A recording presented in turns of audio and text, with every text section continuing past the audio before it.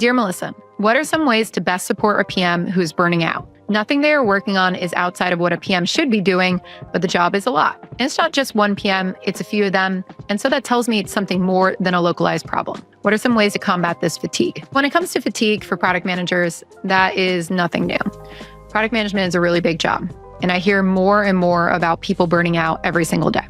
So we have to start looking at what are the sources for that. One source that I find is changing strategies. So I'd look beyond just what the product managers are doing and try to look at what is leadership doing. Are you creating swirl? Are you changing priorities all the time where product managers feel like they're making a lot of progress and then all of a sudden they have to stop and start over again? Are they able to empower themselves and make their decisions about strategy? Or are they being told what to do? Are we reprioritizing things all the time? If you don't feel like you can actually get things done, get things out the door as a product manager and see what those results are and make informed decisions off of them, it usually does create a lot of fatigue. So sometimes it might not just be the work that the product managers are doing on a day-to-day basis. It might be the work that the organization is doing and how we actually prioritize that work, how we think about our goals, how we think about getting them done. I see changing priorities and strategies be a huge fatigue driver for product managers. I would really look there.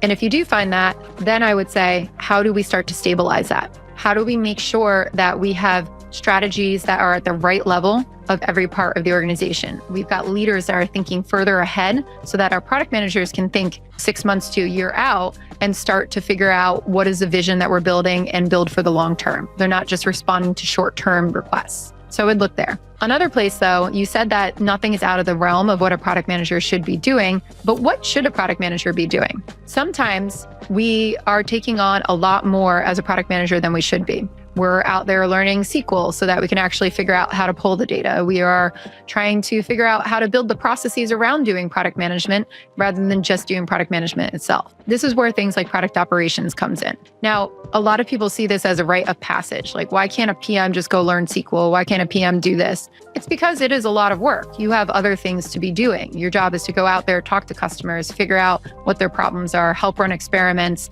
identify what those right solutions are with your team, bring these stakeholders together, communicate these launches, all of this stuff. Just adding a couple things on top of it could be the straw that breaks the camel back. So here we really need to understand, is this really what a product manager should be doing? Or are these things that we can actually automate or centralize and take off their plate so that it can make them be more effective and they don't feel like they're just doing grunt work? I'd really encourage you to look at what your product managers are doing. Is it central to making decisions about what products are going to solve customer problems and provide business value?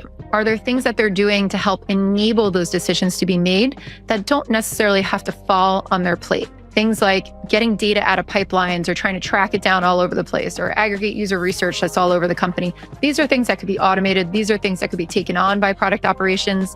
And a little bit goes a long way here to helping product managers lighten the load and be able to concentrate on the work that really matters and follow through. So I'd really look at those things, look at your culture, look at your strategy, look at how product managers are enabled, but also really analyze their work and say, is this something that a product manager absolutely has to do?